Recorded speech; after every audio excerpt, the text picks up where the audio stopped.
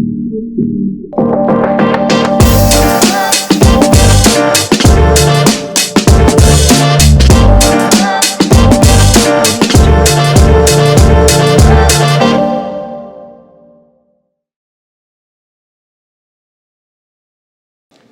my name is Tejveer and I represent Bennett Coleman and Company Limited. In today's discussion, we'll talk about the IT landscape, especially in the media entertainment industry for the year 23-24 and going forward.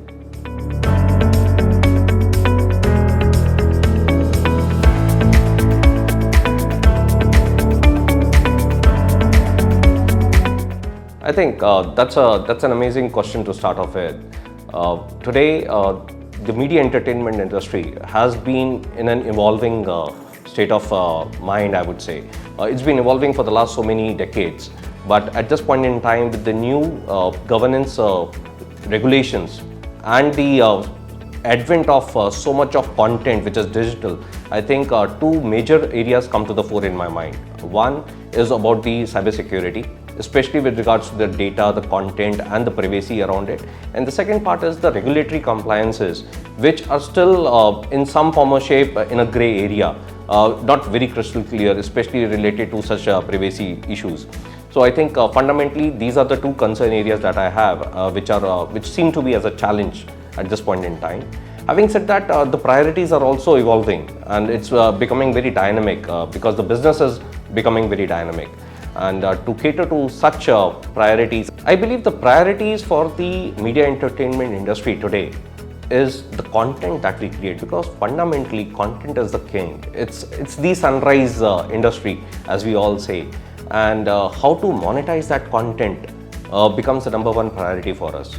Having said that, hyper-personalization for that content so that we can give the consumers a very enriching and a very vast experience or omni-channel experience, I think that's would probably sum it up as a number one priority.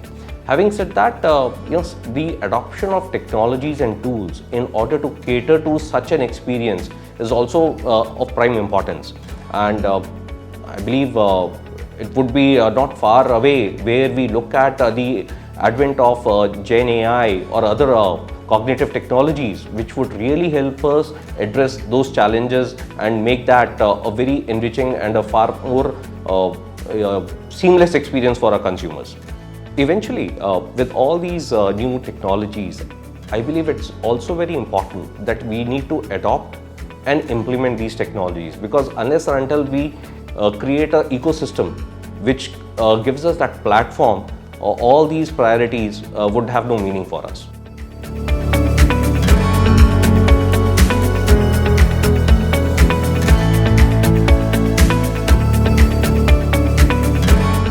Well, I'll answer that question in two parts, because technologies are emerging, and over the last decade or so, we have seen many changes and many advancements when it comes to technology.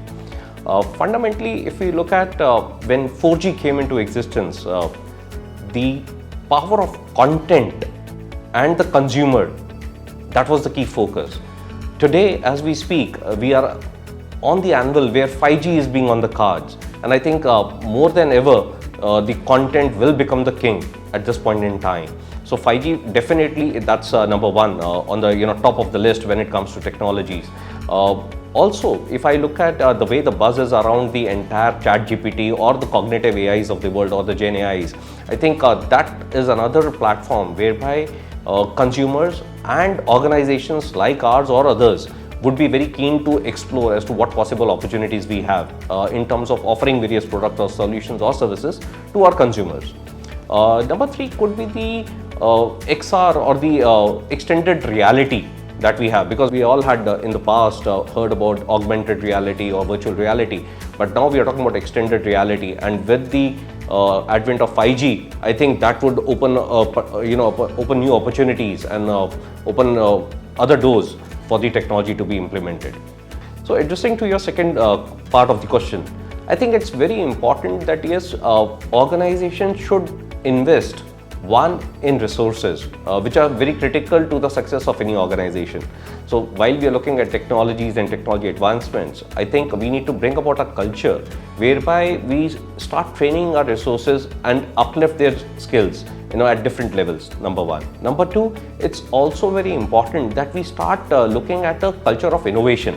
Because while you have enhancements in skill, but it is very important to innovate so that one can really leverage the skill development and then look at innovation so as to come out with new products, new services, and look at avenues of monetization for the business. Number three, I think it's also very important that while we are all focused around such technologies and skill development, one key aspect which goes missing is the partner ecosystem. So somewhere we need to start looking at a partner who can walk the journey with us in terms of achieving what we aspire for. And that is the collaboration piece or the alliances piece, which makes it super important, because that's the glue which will stick not only the resources but also the product development and innovation, and henceforth the monetization of this entire ecosystem.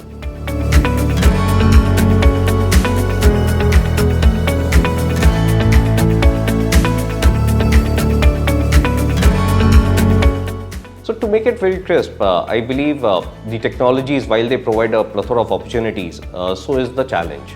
The first and the foremost challenge which I foresee is the quality of that data that we talk about. With the advent of so many technology platforms, whether the data which is being churned out for the consumption of the people who create that content, is it right, or is it biased, or is it as sensitive as it should be? I think these are some of the challenges that we need to look for. The second is the privacy concern. Are we seeking the right consent from the consumers or the right sources, wherein we are addressing the privacy laws, privacy regulations, and other aspects of this entire thing? The third is the modus operandi by virtue of which we are extracting this data.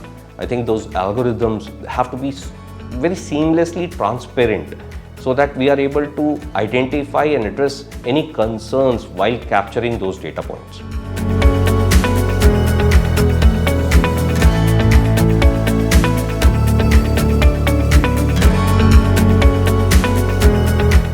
So to my mind, this is the limited experience that I have, and not just restricting it to the media entertainment industry.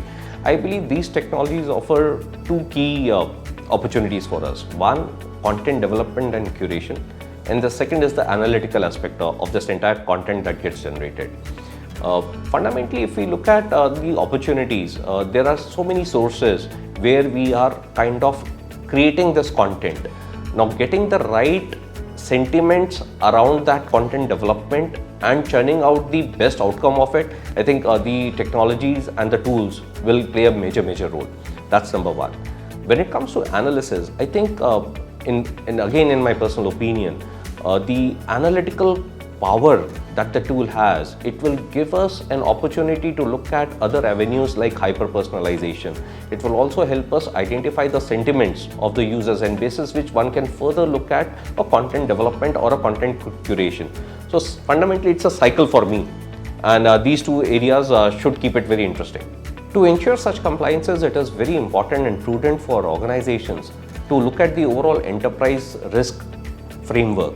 And in order to do so, one has to go back to the drawing board and create a governance framework, define the policies and the process by virtue of which you are able to understand each and every business domain's risk, what and how it impacts the organization on the large. Number two, it is also very important to understand and consider what could be the possible steps that they need to take to mitigate such risks, and that will ensure a complete compliance for the entire enterprise.